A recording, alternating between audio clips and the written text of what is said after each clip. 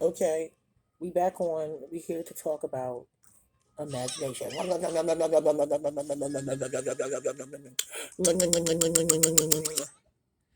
on, say something. Say something to the audience. That's my mic for my podcast in the background.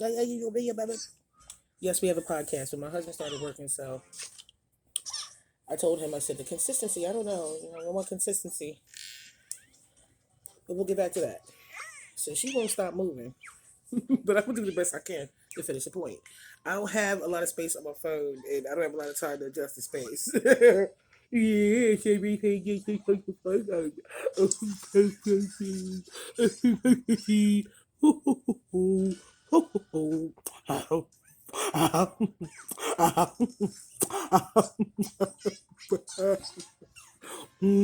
She's trying to kick me.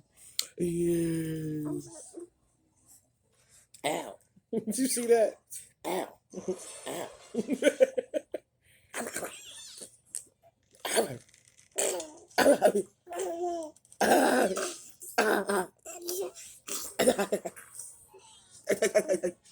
I get to you. I get to you. Who else wants to eat their babies?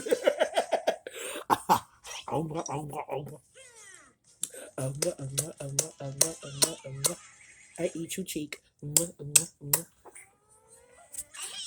Okay. Don't press stop. Don't press the stop.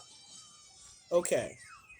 Baby love, baby dust, and baby wishes to all y'all trying to have a baby. It's been a journey for me. The first time it was great. It like took so long to make a baby, and then quick. But it was a beautiful journey, like actually planning things out, and you'll see that in the deepest. Okay, you want me to talk? You'll see this in the deepest depths of yourself. That when you're ready, a lot of opportunities appear, but the best thing to do is to really think about how you want to do this. Look how light and tiny her hand is. Her father says that it's creepy how small her hand is. This is so crazy. Because I'm actually looking at her hand on the camera. Okay. I kiss you. I don't think I'm able to really do the video that long. But what I can say is the conclusion to the point is that I guess I guess we figured out. I know you'll be start talking, but we have to share it. We have to share the sound waves. Look at her face. She looked just like Jesus.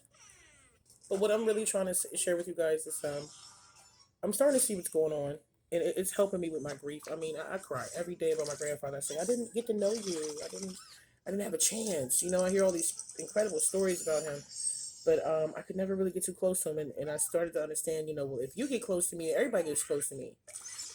It's just for the last 2 days, I just been like thinking about how I used to go to the altar to get saved again, and he would grab my hand and he would drop it and he would say, "You got faith." And I think it's really beautiful how we look like each other in some way, and even my child has some characteristics of my grandfather because we in a bloodline, but it's the fact that your blood, everything about your mother Mary, everything about blood, everything about family means that you are to carry on a legacy. And I realize that my spiritual gifts come from not only my father's side but my mother's side. Now it skips generations, so if you're a chosen one, it's not necessarily you're the golden child of the world. You are the golden child of the world, but you're not by yourself. And what really hurts is also how they don't want to talk about others. So, in some small chance, that can make chosen people compete.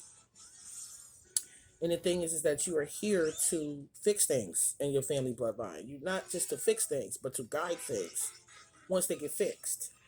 And I feel like the imagination that we have, the world we created, we wanted to explore negativity. We wanted to explore, and we needed to explore racism, negativity, oppression, judgment.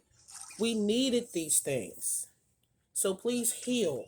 Don't be upset. Because my point was, how do you know what's going on You know, how do you really, like, someone else tells you they're against you. Someone else tells you they're watching you. But it's all for you. It's all about you. You're when you say you've been chosen, it's so many sperm that could be here, and you were the strongest. You survived. You got here, and now you're here living life. What are you here for? What's the meaning of life? See, this is the these are the things I've asked myself, and I've come to the conclusion that the meaning of life is love. And what are we here to do? To create more people, create more love, multiply and innovate. It's called a new. God's new name is a new, and it has many names. Remember in the movie, a trail was supposed to contact this young boy that was reading the book, reading the story, and rename and create a new world.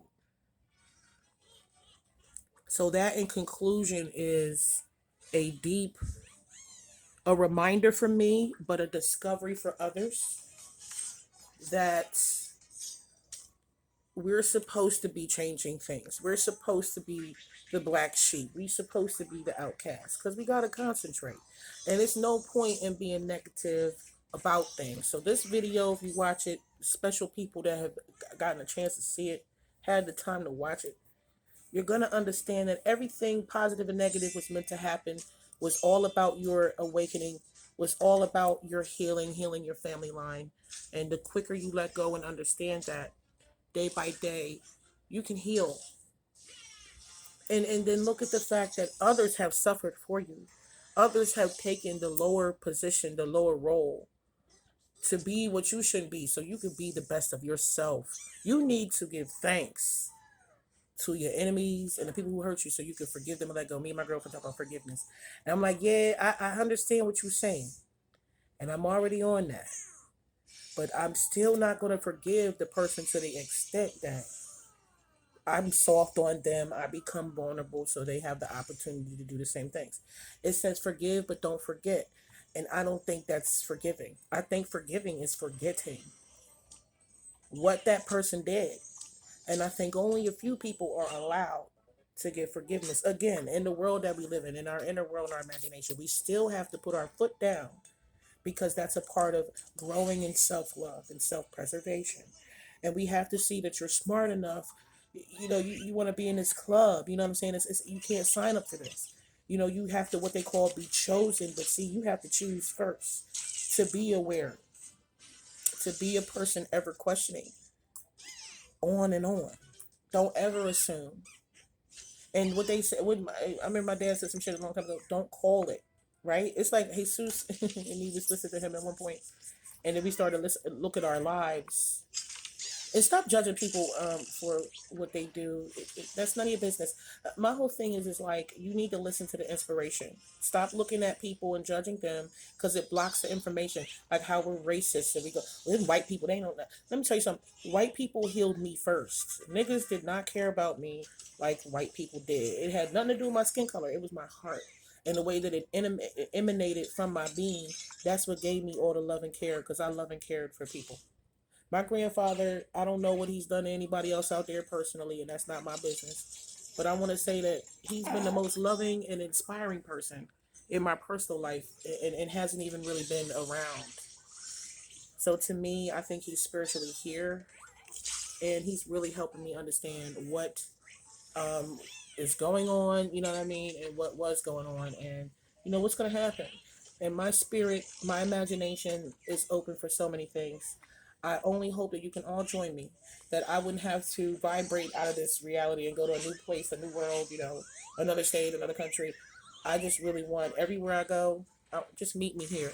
Because this phone, it's really divine. It's got a lot of things in it. When you erase your photos, it erases itself inside. You hear a little crunching on the microchip.